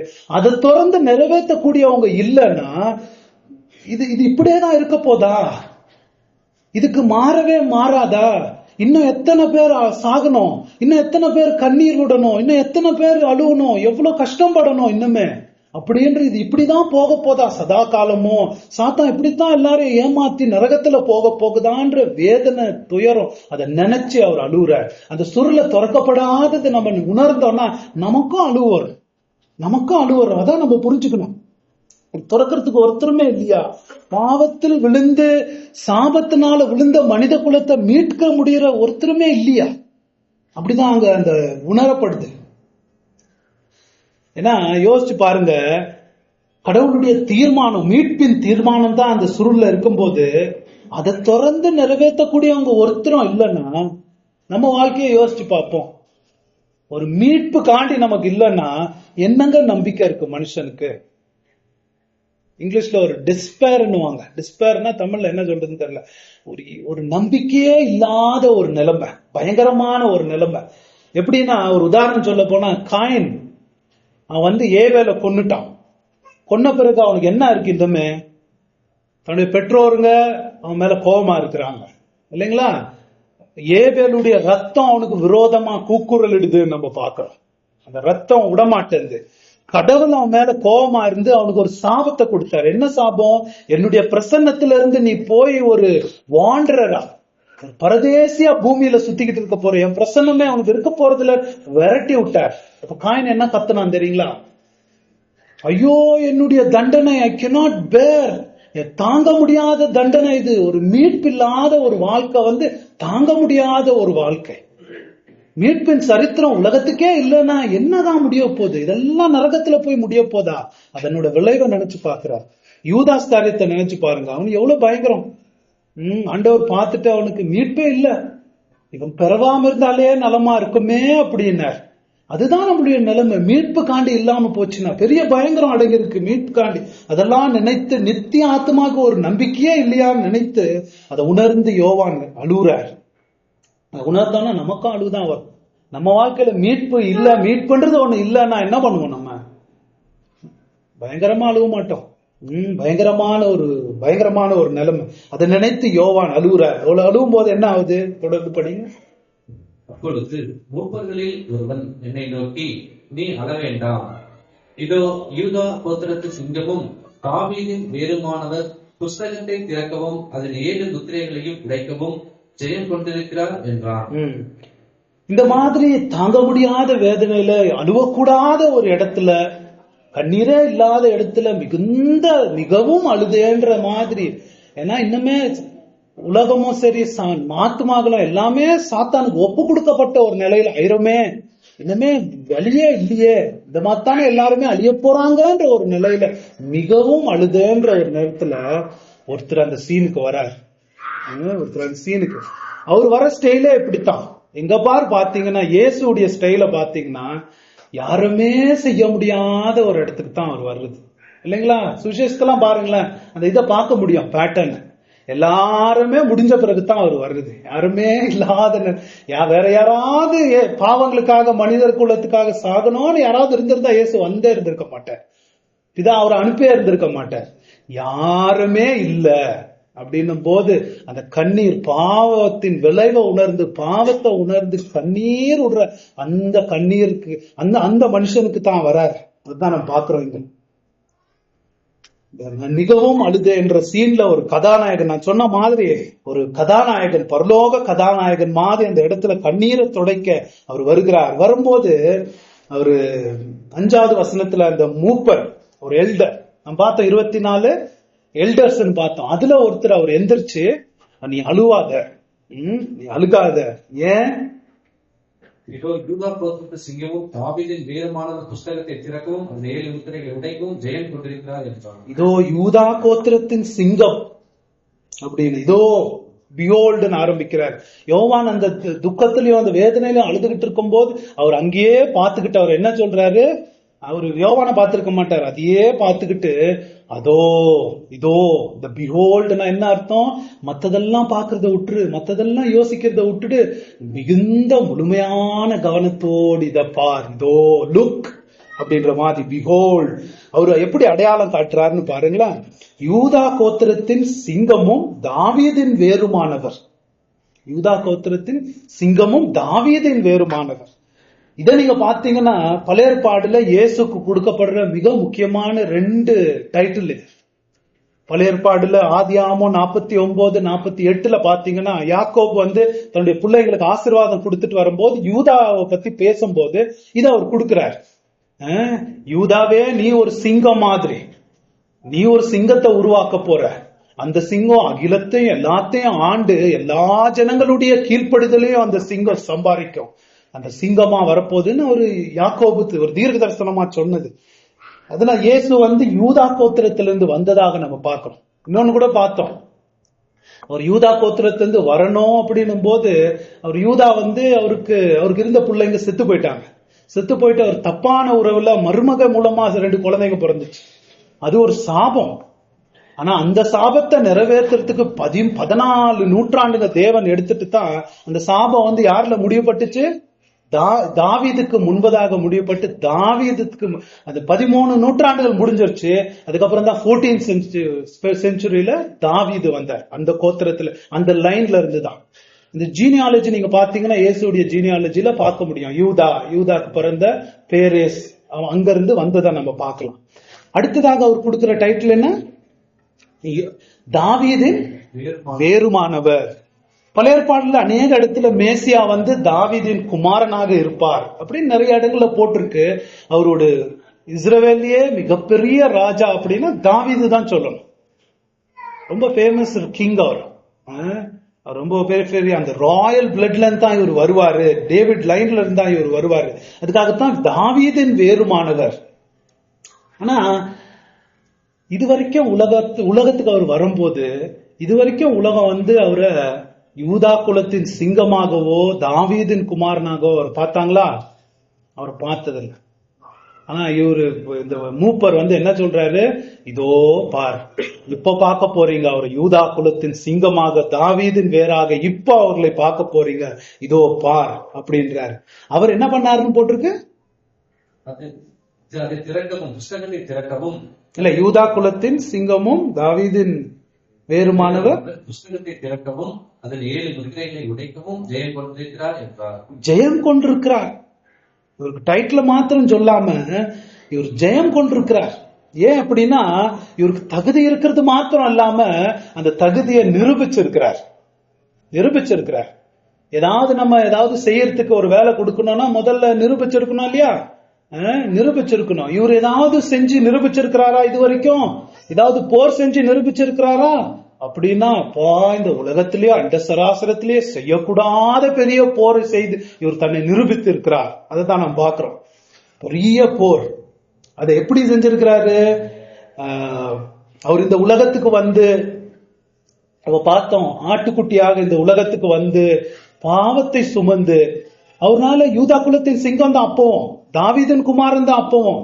அவர்னால அவர் சொன்னாரு, என்னால நினைத்தா 12 லேகியோன் தேவ தூதர்களை அழிச்சு அவங்களெல்லாம் அழிச்சிருக்க முடியும். ஆனா அதெல்லாம் செய்யாம அதுக்கு முன்னாடி அவர் யூதா குலத்தின் சிங்கமாக தாவீதின் குமாரனாக ஆளுகை செய்யறதுக்கு முன்பதாக அவர் இன்னொன்னு செய்ய வேண்டியதா இருந்துச்சு. இந்த பாவ உலகத்தை மேற்கொண்ட அந்த பாவத்தை, சாத்தான நரகத்தை வெல்ல வேண்டியதா இருந்துச்சு. ஜெயம் கொண்டிருக்கிறார்னா வருது, ஜெயம் பெற வேண்டியதா இருந்துச்சு. ஜெயம் கொண்டிருக்கிறார். இதை ஆளணும்னா அவர் முதல்ல ஜெயம் கொள்ளணும். ஜெயம் கொள்ளுவதற்காக அவர் இந்த பூமிக்கு வந்து தன்னுடைய மரணத்தினாலையும் உயிர்த்தெழுதல்னாலையும் அவர் ஜெயம் கொண்டிருக்கிறார் அப்படின்னு நம்ம பாக்குறோம். அதுதான் அவர் சொல்றாரு, அவர் ஜெயம் கொண்டிருக்கிறார், இதோ பார் அப்படின்றார். அதுல இருக்கிற பெரிய ஆச்சரியம் என்னன்னா, அவர் ஜெயம் கொண்டது எப்படி ஜெயம் கொண்டாரு? ஒரு ஆட்டுக்குட்டியாக. அதுலதான் பிரில்லியன்ஸ். அவர் ஆட்டுக்குட்டியாக இருந்தே அப்படி அதை ஜெயம் கொண்டாருன்னா அவர் யூதா குலத்தின் சிங்க தாவீதின் குமாரனா எப்படின்னா செய்ய முடியும். அதான் நம்ம பாக்குறோம். சரி, 6வது வசனத்துல என்ன போட்டிருக்கு படிங்க. அப்பொழுது இதோ அடிக்கப்பட்ட வண்ணமாய் இருக்கிற ஒரு ஆட்டுக்குட்டி சிங்காசனத்திற்கும் 4 ஜீவன்களுக்கும் மூப்பர்களுக்கும் மத்தியிலே நிற்க கண்டேன். யோவான் வந்து பாக்குறாரு அந்த காட்சியில இருந்து, அதிசயமான காட்சி. அந்த சிங்காசனம் எப்படி இருந்துச்சு நம்ம பாக்குறோம். அந்த ரூபி, அந்த பத்மராகம், அந்த வெளிச்சம், அந்த ரெயின்போ, இடி மின்னல் வருகிற ஒரு இடம், அந்த 4 ஜீவன்கள் இருக்கிற ஒரு இடத்துல அது எல்லாத்துக்கும் நடுவுல தன்னுடைய கண்ணு போகுது. நடுவுல பார்த்தா முதல் டைம் அவர் பார்க்கல, ஃபர்ஸ்ட் டைம் அப்படியே பார்த்துட்டு போயிட்டாரு. இப்போ பார்த்தா அதுக்கு நடுவுல சென்டர்ல யார் இருக்கிறது? ஆட்டுக்குட்டியானவர் போட்டிருக்குங்களா? ஆட்டுக்குட்டியானவர். என்னத்தை பார்க்க சொன்னாரு இந்த மூப்பரு? யூதா குலத்தின் சிங்கத்தை பாருன்னாரு. யோவான் என்ன நினைச்சிருப்பாரு? ஏதாவது ஒரு சிங்கத்தை பார்ப்போம்னு பார்த்திருப்பாரு. பார்த்தா என்ன பாக்குறாரு? ஆட்டுக்குட்டிய பாக்குறாரு. தமிழ்ல நல்லா வந்தது, இங்கிலீஷ்ல லேம்புன்னு வருது. ஆடை பார்க்கல அவரு, ஆட்டுக்குட்டி. ஆட்டுக்குட்டின்னா எப்படி தெரியுங்களா? அந்த பஸ்கா பண்டிகையில 1 வருஷம் ஆடு, குட்டி ஆடு. அதை பார்த்தாவே நமக்கு பிடிக்கிற மாதிரி அழகான குட்டி ஆடு, ஆட்டுக்குட்டின்னு போட்டிருக்கு பாருங்களேன். ஆட்டுக்குட்டியை நான் பார்த்தேன். அந்த சிங்காசனத்துக்கு மத்தியில இந்த ஒரு சேலஞ்சுக்கு ஒருத்தர் நகர்றத பாக்குறாரு. அது மகிமையான சிங்காசனத்துக்கு நடுவுல ஒருத்தர் செயல்படுறத பாக்குறார், ஆட்டுக்குட்டி. இதுல ஒரு முக்கியமானது கவனிக்கணும். இயேசுக்கு ஆட்டுக்குட்டின்ற ஒரு டைட்டில் வந்து பைபிள்ல சில இடங்கள்ல போட்டிருக்கு. இதுல பெரிய ஆச்சரியம் என்னன்னா, முழு பைபிள் எடுத்து பார்த்தோம்னா 6 தடவை தான் இயேசு கிறிஸ்துக்கு ஆட்டுக்குட்டின்னு போட்டிருக்கு. ஒன்னு ஐசாயால போட்டிருக்கு, யோவான்ல போட்டிருக்கு, அப்போஸ்தலர் நடபடிகள், பேதுரு, அதுல எல்லாம் ஆட்டுக்குட்டி ஆட்டுக்குட்டின்னு வருது. 6 தடவை தான். ஆனா ரெவலேஷன்ல பாத்தீங்கன்னா 28 தடவை இயேசுக்கு கொடுக்கப்படுற பேரு ஆட்டுக்குட்டி. முழு பைபிளே எடுத்து பார்த்தோம்னா வெறும் 6 தடவை தான் அவர் கூப்பிடப்படுறாரு. அதெல்லாம் என்ன புரிஞ்சுக்கணும், ரெவலேஷன்ல அவருக்கு இருக்கிற ஒரு முக்கியமான டைட்டில் வந்து ஆட்டுக்குட்டியானவர். முக்கியமா ரெவலேஷன்ல பார்க்கப்படுறது ஆட்டுக்குட்டியானவர். அப்படிதான் அவரு அந்த அவர் மத்தியில் இருக்கிறார்னா நான் கொஞ்ச நேரம் யோசிச்சு பாருங்களேன். எங்க எங்க எங்கன்னு தேடிக்கிட்டு இருந்த ஆரம்பத்துல நான் சொன்னேன் இல்லைங்களா, பரலோகம் மகிமையா தான் இருக்கு, எல்லாம் நல்லா தான் இருக்கு, என்னுடைய ரட்சகர் எங்க, அதான் இருக்கிறோம். பாவிக்கு இருக்கிற எண்ணம் அதான், என்ன காப்பாத்துறவர் எங்க, எனக்கு பிதாவின் வீட்டுல அநேக வாசஸ்தலம் இருக்குன்னு சொல்லிட்டு போனவர் அவர் எங்க பரலோகத்துல ஏங்குற நமக்கு அவர் எங்க இருக்கிறார் பாருங்களேன். நடுவுலங்க, பரலோகத்தின் நடுவுல மாத்திரம் இல்ல, சிங்காசனத்துக்கு நடுவில் இருக்கிறார். சிங்காசனத்துக்கு நடுவில் இருக்கிறார். அவருக்கு அந்த அடையாள மொழி எல்லாமே அவரை சந்திக்கிற ஒரு இடத்துல, எல்லாத்துக்கும் சென்டர்ல அவர் இருக்கிறார் நம்ம பாக்குறோம். அந்த படம் கூட எவ்வளவு அழகா போட்டிருக்கு. ஏன் ஆட்டுக்குட்டின்னு போட்டிருக்குன்னா, ஒரு காரணம் வந்து அவருடைய பலி, தியாக பலிய விவரிக்கிறது. ஆனா ரெவலேஷன்ல வந்து அடையாள மொழி நிறைய பயன்படுத்தப்பட்டிருக்கு இல்லையா. சிங்கம் வந்து எதுக்கு அடையாளமா இருக்கு, பலத்துக்கு அடையாளமா இருக்கு. அப்புறம் அந்த ஈகல் பாக்குறோம், அது வந்து எதுக்கு அடையாளமா இருக்கு, ஸ்பீடுக்கு, வேகத்துக்கு அடையாளமா இருக்கு. மனுஷன் ஞானத்துக்கு அடையாளமா இருக்கிறோம் பாக்குறோம், அந்த 4 ஜீவன்கள். ஆனா இந்த ஆட்டுக்குட்டின்னு மிருகத்துல அடையாளமா இருக்கிறது எதுனா, அதை பார்த்தாவே நமக்கு ஆசை வரும், அதை பார்த்தாவே தூக்கி கொஞ்சி அதுல அப்படியே மனசு இறங்கி அது மேல அன்பு வரும். அந்த மாதிரி ஒரு இதுக்கு யோசிச்சு பாருங்க. நடுவுல இருக்கிறாரு பிதா, சிங்காசனத்துல இருந்து பிதாவுடைய கண்ணு மொத்தம் எங்க இருக்கும்னு நினைக்கிறீங்க? யார் மேல இருக்கும்? அந்த ஆட்டுக்குட்டி மேலதாங்க இருக்கும். இருக்காது? இந்த பூமியில இருக்கும்போதே அவர் கண்ணு அங்கதான் இருந்துச்சு. இவர் என் நேச குமாரன், இவரில் பிரியமா இருக்கிறேன். அவரு பரலோகத்துல நடுவுல அவர் புள்ளைய வச்சு அவர் பார்த்துக்கிட்டு இருக்கிறார். எப்படி இருக்கும்? அதான் யோசிச்சு பாருங்க. தன்னுடைய பேச்ச கேட்கணும்ன்றதுக்காக, பிதாவினுடைய சித்தத்தை நிறைவேற்றணும்ன்றதுக்காக செய்யக்கூடாத கொடுமையான, அவமானமான, கேடான ஒரு வேலையை தான் எடுத்துக்கிட்டு மனித ரூபமா மாறி சிலுவையில் வேதனைப்பட்டு போய், பிதாவே கொடுமானால் இந்த பாத்திரம் விட்டு நீங்கி போட்டு தாங்க முடியாம தவிச்சு போய், ஆனாலும் அதை நிறைவேற்றி உயிர்த்தெழுந்து ஜெயம் பெற்று போய் பரலோகத்துல உட்கார்ந்துகிட்டு இருந்தா அந்த பிதா அந்த புள்ளைய எப்படி பார்ப்பாரு? உங்களுக்கு யோசிக்க முடியுமா? அந்த நித்திய எல்லையற்ற தேவனுடைய அன்பின் இருதயம் ஊத்தி அந்த புள்ளையதாங்க பாத்துக்கிட்டு இருக்கோம். நம்ம எல்லாம் நரகத்துக்கு போகாத காரணம் என்ன தெரியுமா? ஒரு நிமிஷம் அழியாது காரணம் என்ன தெரியுமா? அந்த பரிசுத்த தேவன் அந்த புள்ளைய பாக்குறாரு, அந்த புள்ளைக்குள்ள நம்மள பாக்குறாருங்க. இந்த புள்ளைய பாக்குறாரு, அவர் அங்க இருக்கிறார், நடுவுல இருக்கிறார். எப்படி பாப்பாரு பிதா? அதை நினைச்சு பார்த்தா பெரிய ஆச்சரியம். ஏன் ஒரு உதாரணத்துக்கு நம்மளே சொல்லி பார்க்கலாமே. ஒருத்தர் ஒரு வேலையை செய்யணும், இல்ல உதாரணத்துக்கு எடுத்துக்கோங்க, ஒரு பெரிய குரூப்ல வந்து ஒரு வேலையை செய்யணும் போது நிறைய ஸ்டூடெண்ட்ஸ் எல்லாம் வந்திருக்கிறாங்க. ஒரு டாய்லெட்டை கிளீன் பண்றதுன்னு வச்சுக்குவோம். அதை விட மோசமானது இயேசு செஞ்சது நமக்காக, டாய்லெட்டை கிளீன் பண்றதுன்னு வச்சுக்குவோம். எல்லாரும் கேட்கறாங்க, யார் டாய்லெட்டை கிளீன் பண்ண முடியும்? நாங்க பண்ண மாட்டோம்னு எல்லாரும் சொல்றாங்க. ஆனா ஒரு சின்ன புள்ள நடுவுல வந்து நான் பண்றேன் அப்படின்னு சொல்லி போய் கிளீனா அந்த டாய்லெட்டை கழுவிட்டு வந்துட்டு எடுத்துட்டு வந்து சொன்னா, அந்த மாஸ்டருக்கு எல்லா பிள்ளைங்களோட யார் மேல ரொம்ப ஆசை இருக்கும் இல்லைங்களா? இயற்கையா அப்படி இருக்கிறது உண்டு. மிக மிக கொடுமையான, வேதனையான, அவமானமான, தன்னுடைய மகிமையான நேசகுமாரன் பிதாவே நான் பண்றேன், இப்ப அவருதான் வரப்போறாரு அந்த சுருளை வாங்கறதுக்கு, அவர் போய் பண்ணிட்டு வந்தவரு நடுவுல பரலோகத்தை வச்சு கொண்டாடுறாருங்க. ஏன் தெரியுமா? அவர் தாங்க பரலோகத்தின் பொக்கிஷமே, பரலோகத்தின் மகிமைய, பரலோகத்தின் கதாநாயகனே அவருதான். அங்க வச்சுதான் அவரை கொண்டாடுறாங்க. பிதாவே அவரை பார்த்துக்கிட்டு இருக்கும் போது 4 ஜீவன்களும் மத்த எல்லாரும் யாரை பார்த்துக்கிட்டு இருப்பாங்க? அங்க வச்சு அவரை தாங்க கொண்டாடுறாங்க. He is the hero of heaven. இந்த இயேசுடைய மகிமையை நம்ம பார்க்கிறோம். அம்மா அதை பார்த்த யோவானுக்கு எப்படி இருக்கும்? இது வரைக்கும் ஏங்குன கண்கள், அழுதுகிட்டு இருந்த கண்கள், ஆட்டுக்குட்டியானவரை பார்க்கிறார். யோவான் தான் உலக பாவத்தை சுமந்து தீர்க்கிற ஆட்டுக்குட்டின்னு எழுதி வச்சவர் அவர் தான். ஆட்டுக்குட்டி அவருக்கு ரொம்ப பிடிச்ச ஒரு இது. அவர் அடிக்கடி ஆட்டுக்குட்டின்னு எழுதுறவர். அங்க பாக்குறாரு. பார்த்த உடனே யோவானுக்கு தாங்கவே முடியாத ஆனந்தம், ஆனந்தமா ஆனந்தம். இது ஒரு சாதாரணப்பட்ட ஆட்டுக்குட்டி இல்ல. பாருங்களேன், அதுக்கு விவரங்கள். இது சாதாரணப்பட்ட ஆட்டுக்குட்டிங்களா? இந்த ஆட்டுக்குட்டி தான். ஆனா இது என்ன செய்ய முடியும்னு பாருங்க. அதுக்கு போட்டு இருக்கிற விவரங்களை பாருங்க, படிங்க. அது 7 கொம்புகள். இல்ல, அதுக்கு முன்னாடி அந்த ஆட்டுக்குட்டி எப்படி இருந்துச்சு? சிங்காசனத்திற்கும் 4 ஜீவன்களுக்கும் மூப்பர்களுக்கும் மத்தியிலே நிற்க கண்டேன். மத்தியில் கவனிக்கிறீங்களா? அதான் சொன்னேன், மத்தி centre. Jesus Christ is the centre of heaven. பரலோக பொக்கிஷமே அவர்தான். அதான் பார்க்கலாம். சரி, மத்தியில் நிற்க கண்டேன் அப்படின்னுட்டு நிற்க கண்டேன் அவர் சொல்றாரு. நின்னுகிட்டு இருக்க அந்த ஆடு. அப்புறம் அது 7 கொம்புகளையும் இல்ல, அடிக்கப்பட்ட வண்ணமாக போட்டிருக்கு இல்லைங்களா? அடிக்கப்பட்ட வண்ணமாக நிற்க கண்டேன். இது என்ன ஒரு வினோதமான காம்பினேஷன் பாருங்களேன். அடிக்கப்பட்டிருக்க அந்த ஆடு, ஆனா அது நிக்குது. அப்படின்னா நிக்குதுன்னா என்ன அர்த்தம்?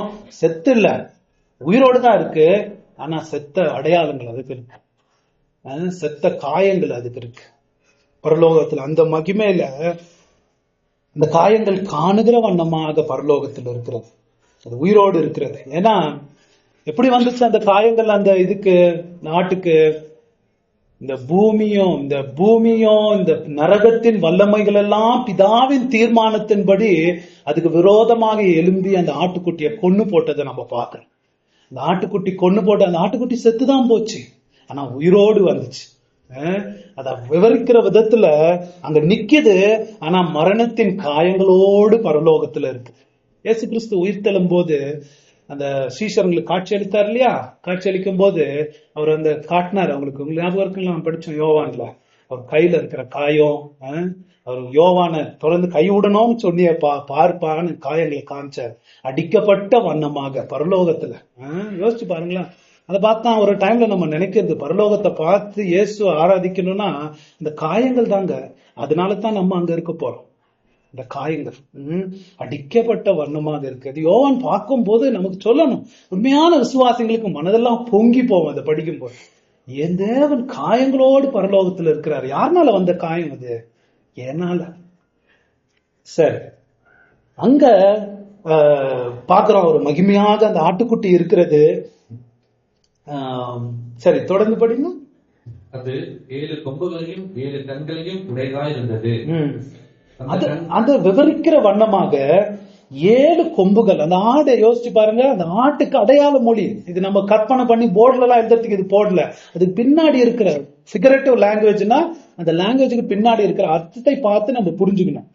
அந்த ஆட்டுக்குட்டி இருக்குன்னா ஆடா இருக்குதாங்க. ஆடு இல்ல, இயேசு கிறிஸ்துவனுடைய அவருடைய பலி, அவருடைய ப்ரெஷியஸ் லேம்ப்னு கூட போட்டிருக்கு பேதுருல. ரொம்ப ப்ரெஷியஸ். ஆட்டுக்குட்டியை பார்த்தா அப்படியே முத்து கொடுக்கணும், தூக்கினோன்னு வர மாதிரி அவர் ரொம்ப அன்பானவர். அந்த மாதிரி அவருக்கு 7 கொம்பு இருக்கிறதுனா, மிருகங்களுக்கு கொம்பு பலத்துக்கு ஒரு அடையாளமா இருக்கு இல்லைங்களா? ஒரு சண்டை போடும் போது அது கொம்பை தான் பயன்படுத்தும். அதனோட சத்துருக்களுக்கு கொம்புல தான் காயத்தை ஏற்படுத்தும்.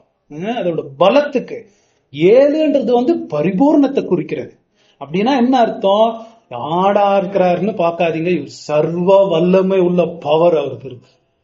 ஆட்டுக்குட்டி தான் சர்வ வல்லமை, இஸ் ஆல்மைட்டி. சர்வ வல்லமையில சாவர்னிட்டி, இறையாண்மை அவர்கிட்ட இருக்கு. அடுத்ததாக 7 கண்களையும் உடையதாய் இருந்தது. 7 கண்களும் அவருக்கு இருக்கிறது. 7 கண்கள்னா அது பொடிங்க. அந்த கண்களுக்கு விவரம் போட்டிருக்கு. அந்த கண்கள் பூமி எங்கும் அனுப்பப்படுகிற தேவனுடைய 7 ஆவிகளையா. 7 கண்கள் இருக்குன்னா என்ன அர்த்தம்? கண்கள் எதுக்கு அடையாளம்? கவனிச்சிருக்கவங்கள கேட்போம், எதுக்கு அடையாளம் நம்ம பார்த்தோம்?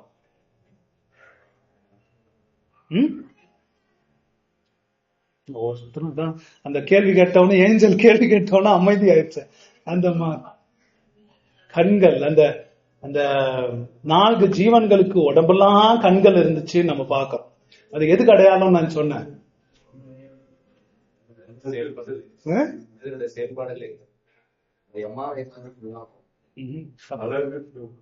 இல்ல, தப்பு.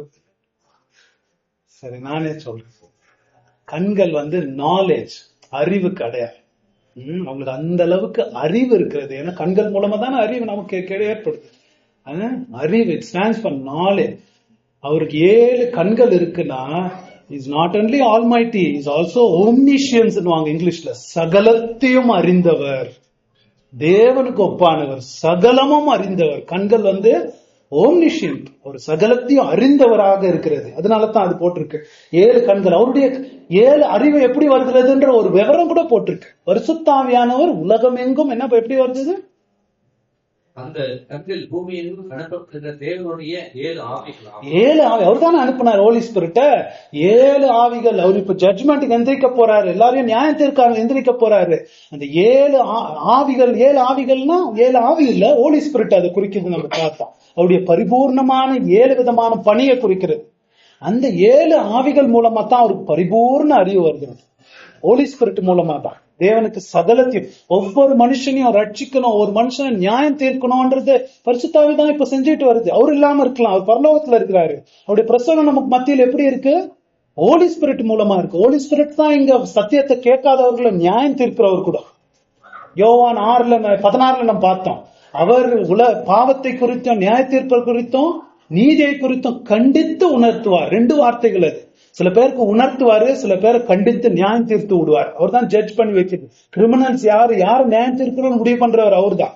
அவர் மூலமா இவருக்கு பூரண அறிவு இருக்கிறத பாக்குறோம். இந்த ஆட்டுக்குட்டியை நம்ம அழகா பாக்குறோம். சரி, 7வது வசனம் படிப்போம்.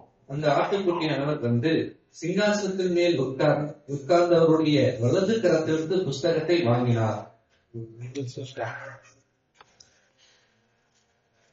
இந்த ஆட்டுக்குட்டி பார்த்தோம், ஒரு பெரிய ஒரு அறிவிப்பு. அந்த சராசரமே ஒரு அனார்ந்து போய் பதில் இல்லாம தவிக்கும் போது இந்த புத்தகத்தை வாங்கி திறந்து அதன் முத்திரையை உடைக்க பாத்திரவான் யார் அப்படின்னு கேள்விப்படும் போது ஒருத்தருமே அதுக்கு பாத்திரவான் காணப்படல. பூமியிலையும் வானத்திலையும் பூமியின் கீழையும் ஒருத்தருமே காணப்படாத ஒரு நிலையில இந்த ஆட்டுக்குட்டியான யோவான் அழுகுறத பாக்குறோடைய துக்கம் நமக்கு புரியுது.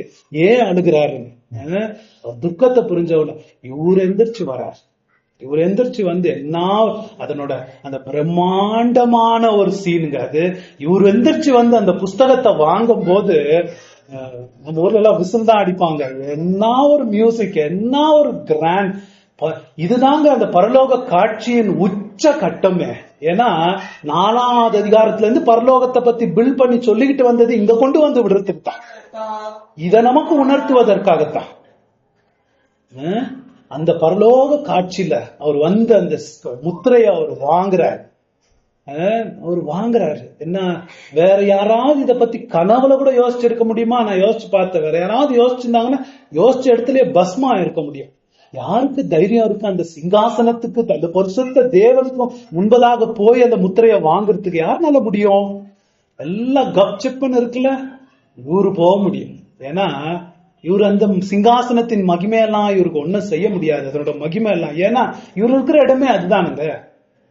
இவர் யெகோவாவோடு ஒன்றா இருப்பதனால, திரியேகத்துல 2வது நபராக இருப்பதனால, யெகோவாவோடு பிரிக்க முடியாத இணைப்புல இருக்கிறதுனால இஸ் காட். அவர் மாத்திரம் தான் செய்ய முடியும். அவர் போய் அந்த முத்திரையை வாங்குறார், அந்த சேலஞ்சை தான் ஏற்றுக்கொள்ளுகிறார். ஒரு தயக்கம் இல்லாம, கொஞ்சம் கூட யோசிக்காம இவர் எந்திரிச்சு போறத பாக்குறோம்.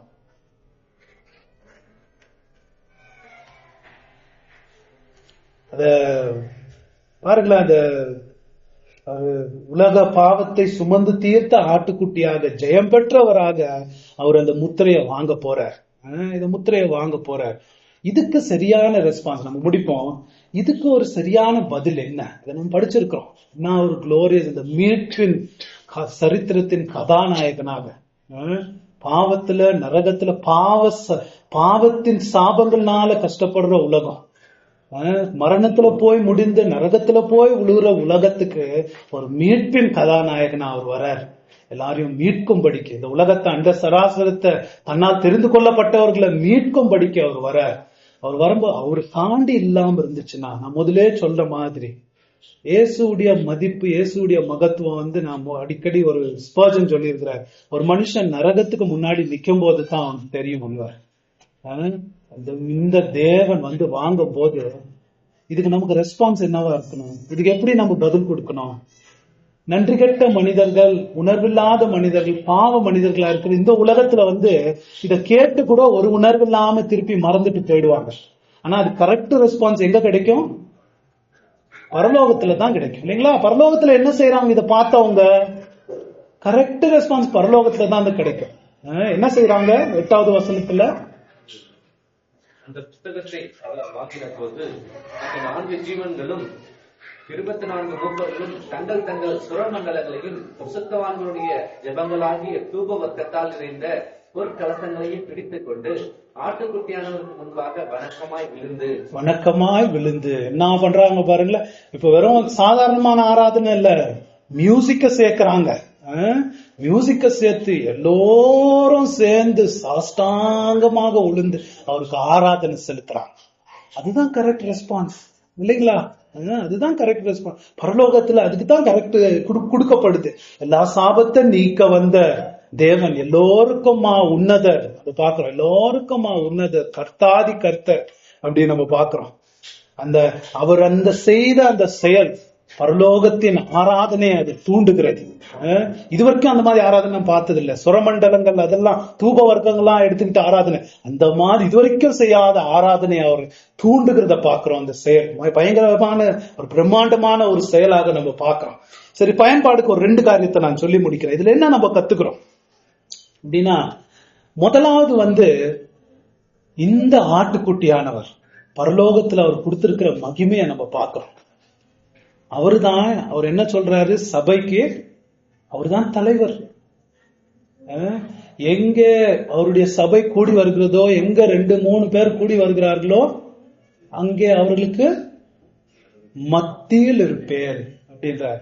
பரலோகத்துல இந்த அளவுக்கு மத்தியில் வைக்கப்பட்டு இந்த அளவுக்கு புகழப்படுற இயேசு தான் நமக்கு மத்தியில் இருக்கிறார். நம்ம கூடி வரும்போது நமக்கு மத்தியில் இருக்கிறார். அந்த இயேசுக்கு அவருடைய வார்த்தைகளை நம்ம எப்படி மதிக்கிறோம், அந்த இயேசுவை நம்ம எப்படி நடத்துறோம், அவருடைய சபையில ஒரு அங்கத்தினர்களா நாம் இருந்து எப்படி நடந்துக்கிறோம், அதை நம்ம யோசிக்க வேணாம். என்ன மகிமையில பரலோகத்துல இருக்கிறார் பாருங்க. அவர் நமக்கு மத்தியில் அதே இயேசு இருக்கிறான்னு பிராமிஸ் பண்ணியிருக்கிறார். எவ்வளவு ஜாக்கிரதை உள்ளவர்களா.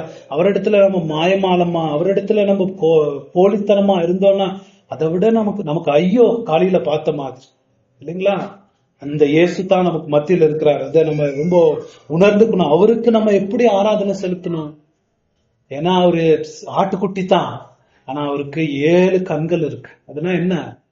ஒவ்வொருத்தருடைய மனசையும் சிந்தனையையும் பாவங்களையும் வாழ்க்கையும் சகலத்தையும் ஆவியானவர் மூலமா அறிந்து வைத்திருக்கிறார். அவர் தெரிஞ்சு வச்சிருக்கிறார். 7 கண்கள் பரலோகத்துல இருக்க எல்லாம் அவருக்கு தெரியும். அவர்கிட்ட நம்ம ஆட்டம் போட முடியாது. 7 கொம்பை வச்சிருக்கிறாரு. இந்த கொம்பை பயன்படுத்த மாட்டார், பொறுமையோடு இருக்கிறார். 7 கொம்புனா என்ன அர்த்தம்? சர்வ வல்ல பவர் இருக்கு அவருக்கு. அவருக்கு எவ்வளவு பயபக்தியா நம்ம நடக்கணும். கிறிஸ்துவுடைய பயத்தில் நம்ம வளரணும். அது முதலாவது பாடமா படிச்சுக்கிறோம். இன்னொன்னு, கிறிஸ்துவ இன்னும் இந்த ஆட்டுக்குட்டியானவர்கிட்ட இன்னும் வராதவங்க முக்கியமான ஒரு பாடத்தை படிச்சுக்கணும். என்ன? இவர் ஆட்டுக்குட்டியானவராக பரலோகத்துல ஆராதிக்கப்படுறத நம்ம பார்க்கணும், இல்லைங்களா? ஆட்டுக்குட்டியானவராக பரலோகத்துல ஆராதிக்கப்படுற எவ்வளவு தைரியமாக தான் அந்த முத்திரையை அவர் வாங்குறாரு பாருங்களேன். இந்த உலகத்துக்கு அவர் அவர் எவ்வளவு பெரிய பவர்ஃபுல் தேவனுக்கு ஒப்பானவர். இந்த பூமியில அவர் எவ்வளவு பாடுகளை அவர் பட்டார். கெத்செமனே தோட்டத்துல அவரு படாத வேதனையை அவர் படும் போது அந்த இவங்க எல்லாம் சோல்ஜர்ஸ் எல்லாம் வந்தாங்க. யாரை தேடுகிறீர்கள் அப்படின்னா, நசரேயனாகிய இயேசு கிறிஸ்து நான் தான் அப்படின்னாரு. என்ன ஆச்சு? எல்லாம் போய் பின்னாடி விழுந்துட்டாங்க. அந்த இயேசு ஆட்டுக்குட்டியாக எவ்வளவு பாடுகளை பட வேண்டியதா இருந்துச்சு. அவர் நினைச்சிருந்தாருன்னா அவங்களெல்லாம் அங்கேயே பஸ்மா ஆக்கி இருக்க முடியாது. அந்த வாரனால அவர் அடிச்சாங்க, எவ்வளவு வேதனையை தான் சகிச்சுக்கிட்டார். இந்த வாரனால மலைகள்லாம் பூமியை அவங்க மேல அடிச்சு அவங்களெல்லாம் அழிச்சிருக்கலாம். கல்வாரியில அவர் அந்த சிலுவையில தொங்கும் போது அவர் கேலி பண்ணி அவமானப்படுத்தும் போது எவ்வளவு வேதனையை அவர் சகிச்சுக்கிட்டார். அவர் நினைச்சிருந்தா அந்த நேரத்தை அவங்க எல்லாம் உதச்சு தூக்கி போட்டு நரகத்துல போட்டிருக்க முடியாது, அவரால் செஞ்சிருக்க முடியும், இல்லைங்களா? அதெல்லாம் செய்யாம ஆட்டுக்குட்டியாக முடிந்ததுன்ற வரைக்கும் அவர் தன்னுடைய உயிரை உடல் முடிந்ததுன்னு சொல்லி உயிர் தெளிந்து வந்திருக்கிறார். அந்த இயேசுவ, அந்த ஆட்டுக்குட்டியை பார்த்து அவரை ஆராதித்து மனம் திரும்பி அவர்கிட்ட நம்ம வரக்கூடாது? அப்படி கூட அவரை வந்து அவரை ஆராதிக்கிறவங்க தான் பரலோகத்துல இருக்க முடியும், இல்லைங்களா? ஏன்னா பரலோகத்துல அவர் என்னவா பார்த்து ஆராதிக்கிறாங்க? ஆட்டுக்குட்டியானவரை தான் பார்த்து ஆராதிக்கிறாங்க. இன்னொரு ஒரு நாள் வரப்போகுது, அவர் ராஜாதி ராஜனாக வரப்போறார். அந்த நேரத்துல எல்லா கால்களும் முடங்கும்னு போட்டிருக்கு. எல்லாரும் ஆராதிக்கத்தான் போறாங்க, ஆனா அந்த ஆராதனையை அவர் ஏத்துக்கிறது இல்லை. உங்களுக்கு தெரியுமா? அவர் ஆராதிக்கிற ஒரே ஆராதனை அவர் ஏத்துக்கிறது எது தெரியுமா? அவர் ஆட்டுக்குட்டியா ஆராதிக்கிறவங்களை மாத்திரம் தான் அந்த ஆராதனையை தான் ஏத்துக்கிறார். அவரை ராஜாவாக பார்த்து, அவரை பார்த்து பயந்து கால் முடங்கி எல்லா நாவுகளும் அறிக்கையிடுறோம், அந்த டைம்ல அவர் ஏத்துக்கிறது.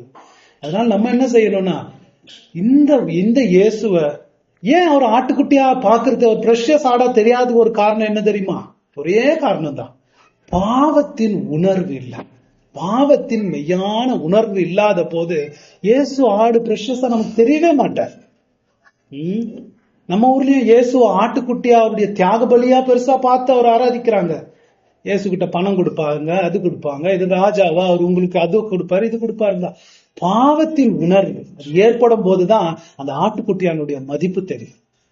பாவத்தின் மெய்யான உணர்வு நமக்கு ஏற்படணும். பாவியாக எனக்காக பலியாக அந்த ஆட்டுக்குட்டி மரித்திருக்கிறதுன்னு பார்த்து அவர்னால ரட்சிக்கப்பட்டு அவர் ஆராதிக்கிற ஆராதனை மாத்திரம்தான் அவர் ஏற்றுக்கொள்கிறாரு. பரலோகத்திலே அப்படிப்பட்ட ஆராதனையை தான் நம்ம பார்க்கணும். நம்ம எல்லோரும் அப்படிப்பட்ட தேவனை அவர் அறிந்து அவரை ஆராதிக்கிற மக்களாக இருக்கும்படி தேவன் கிருபை செய்யட்டும். ஜெபம் செய்யும்.